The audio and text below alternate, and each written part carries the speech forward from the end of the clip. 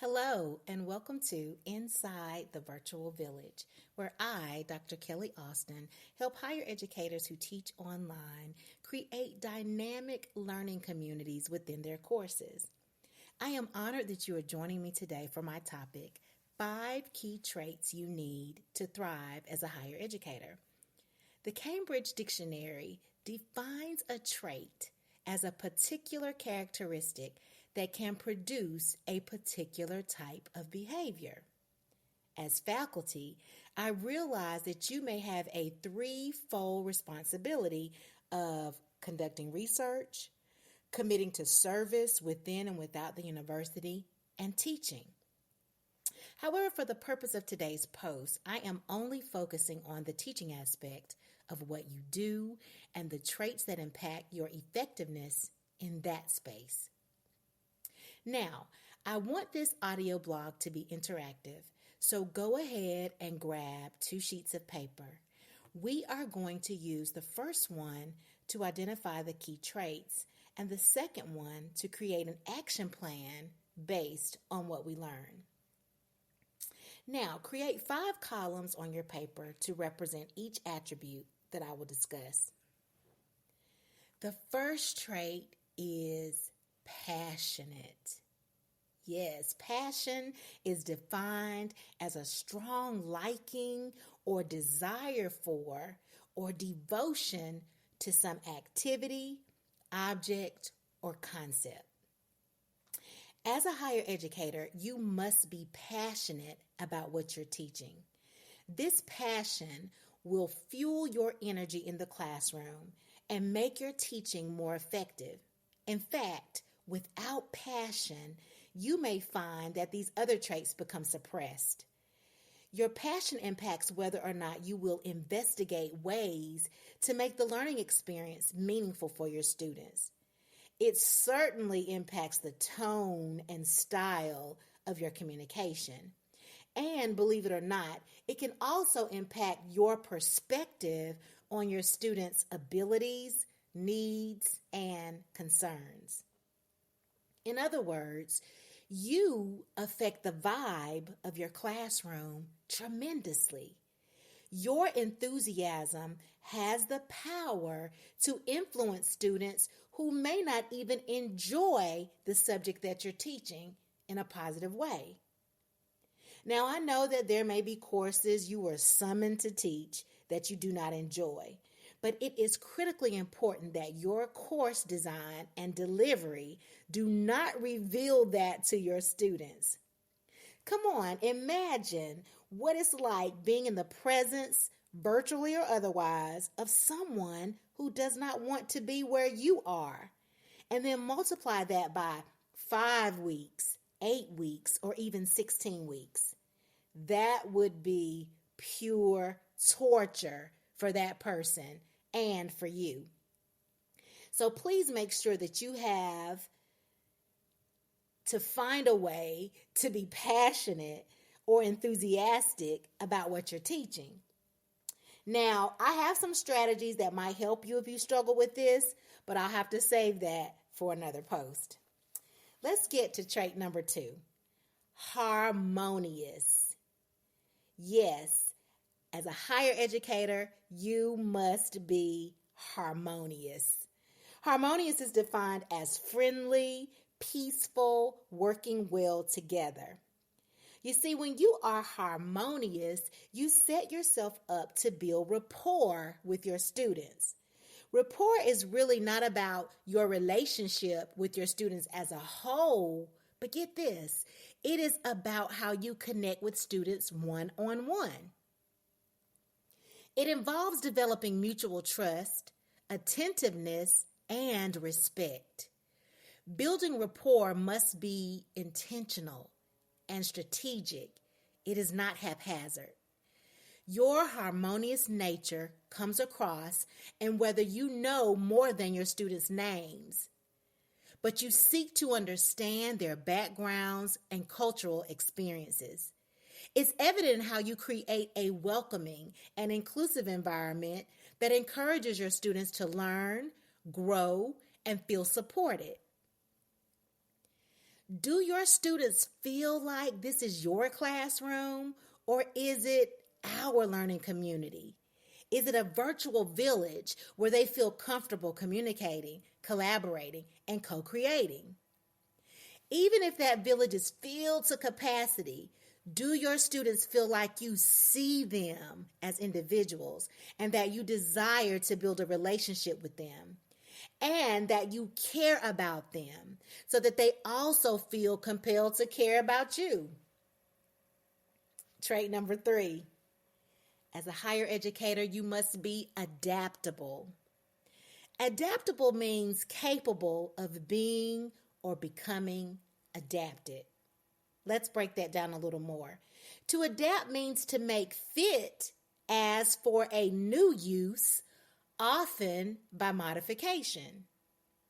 To modify means to make basic or fundamental changes, or to give a new orientation to, or to serve a new end. Hear all those news?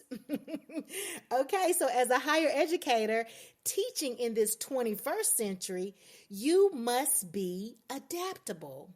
This means that you are willing to make basic or fundamental changes in your teaching methods to suit the diverse learning modalities or needs of your students, which is going to require you to have a keen understanding of their cultural, social, and linguistic diversity. For example, in designing and assessing courses and curricula, Dr. Robert M. Diamond explains that the lecture is the principal method of instruction in higher education, and it's used about 80% of the time. However, lectures focus primarily on low-level factual materials, with about 90% of all questions based on recall.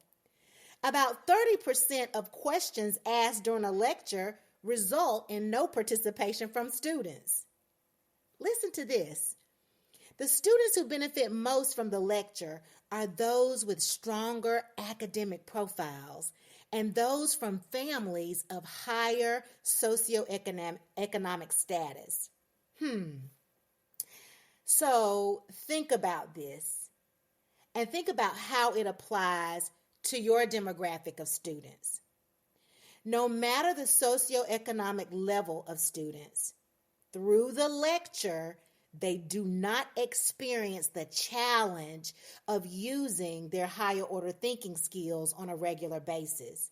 Instead, they are using those lower level thinking skills such as knowledge and comprehension as they sit there and soak up information like a sponge. Diamond shares that active learning is more effective than passive listening and note-taking. You know how we love to take notes in college. I'm having flashbacks. Now, before I go any further, let me pause to ask you a question. Did you know that the word lecturer literally means one that reads? In short, since around the 12th century, the lecturer was viewed as the source of knowledge. But in this 21st century, our instructional design must not be limited to that method, because that method does not serve our students best. Instead, we must include multiple methods that align with the way that our students learn. So before I get on a soapbox about that, let me go to trait number 4. Trait number 4 is technological savvy. You must possess technological savvy. Technological savvy means practical knowledge and ability as it relates to technology. As a higher educator, you must be able to leverage technology effectively to enhance teaching and learning. Whether it's using online platforms to design instruction, that would be your learning management system. It includes incorporating apps to increase engagement, or using online schedulers to hold virtual office hours. Staying up to date with the latest technology tools can help you increase students' interest and success in your course. One thing I want to emphasize here, though, is that the technology you use has to make sense. You should never just seek out apps or software for the sake of looking or being so high tech, because that's really not necessary to learn. Make sure the technology is practical, it's useful.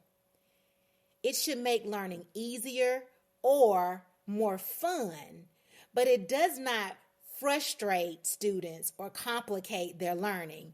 If so, let it go. Now, I will go in depth on this trait at some other time, but I do want to give you one tip that you can implement ASAP, and that is including videos in every aspect of your course. Breaking away from everything being solely text-driven, everything's in writing on your course. You have multiple PDFs, everything, the discussion boards are in writing. There's no video on your course or very limited video. I want you to couple that writing with videos because that makes learning easier for your students. And it also benefits you in terms of the loads of questions that you'll get in your inbox, or even if you have live sessions in class, if you're online, or even face-to-face. One of the things that my students always share with me is that I show them through videos and not just tell them. Think about show and tell from back in the day. So I encourage you to make adding videos to your course a priority. You can just start right there when it comes to technology. All right, now we're on to trait number 5. The 5th trait that you must possess is being professional. As a higher educator, you should have a strong sense of professionalism and ethics. You must be committed to maintaining high academic standards, avoiding any unethical practices, and treating your students and colleagues with respect at all times. Modeling this behavior can help build trust and credibility with your students and colleagues. I know that in this day and age, when students, administrators, and colleagues can be self-serving, egocentric, rude, and inconsiderate, being professional can sometimes be challenging. But again, you want to model this behavior and do not let anyone cause you to violate your standards just because they may have lowered theirs. Operate with integrity and seek to exude excellence in everything that you do. In conclusion, thriving as a higher educator requires a passion for teaching and a harmonious demeanor. Embracing innovative teaching strategies, understanding the diverse backgrounds of your students, and being willing to adapt to changing academic landscapes are all keys to thriving in higher ed. With these traits, you can make a difference in the education and future of your students and enjoy the journey while doing so. Okay, now it's time for the second segment of the audio blog, and you'll need that second sheet of paper. So let me give you a second to do that. At the end of each audio blog, I'm going to ask you to create an action plan, because knowing and not doing is basically not knowing. No, but seriously, once you are made aware of something or you learn a new skill, it's important to act on it within 72 hours or risk not retaining it and not benefiting from it. So, on this new sheet of paper, I'm going to ask you to draw 3 columns or 3 lines from top to bottom, dividing that paper into 3 sections, because I'm going to ask you 3 questions that will help you act on what we've discussed here today. Are you ready? Okay, so the first question is, what will you continue doing? Okay, what traits will you continue to possess? Consider the areas in which you excel and are doing well. Jot that down. Celebrate. Those are wins for you. Okay, on to the second question. And you can stop this recording and fill that out. The second question is, what will you strive to do differently? As I discuss these 5 traits, you might say, well, I really don't possess that trait right now. Or you possess it, but perhaps you're not acting on it. Think about the areas that you need to improve in, or that you're not knowledgeable about or skilled at all. Say, for example, incorporating videos in your course, whether you teach face-to-face or online, and you're saying, well, I really don't know where to get started with that. Okay, write that down. All right, the third question is, who might support you in bringing your plan into fruition? Okay, so if you've decided, okay, there are some things that I'm going to keep doing. There are some things that I need to become more knowledgeable about. There are some things that I know to do that I'm not doing. Do you need support in that area? Do you need an accountability buddy to help you ensure that? Do you need an instructional designer at your university to look over your course to ensure that you're using technology in a responsible way? That could be a step in your plan. Do you need to further your education as it relates to communicating and facilitating instruction online? So do you need to take some courses? Do you need to join an association or maybe a Facebook community of people who share tips and strategies that help you become a better facilitator online? Do you need to work on being more professional? And how can you do that? Right? So write down actual steps that you can take as your action plan for how you can grow in these areas and develop these traits. So we have reached the end of today's audio blog, and I hope that I shared something that blessed you in some way, shape, or form. I would love to read about any golden nuggets you're taking away from this post. So if you feel led, go ahead and share in the comments. You could even post your action plan if it's not too private and you want to share that.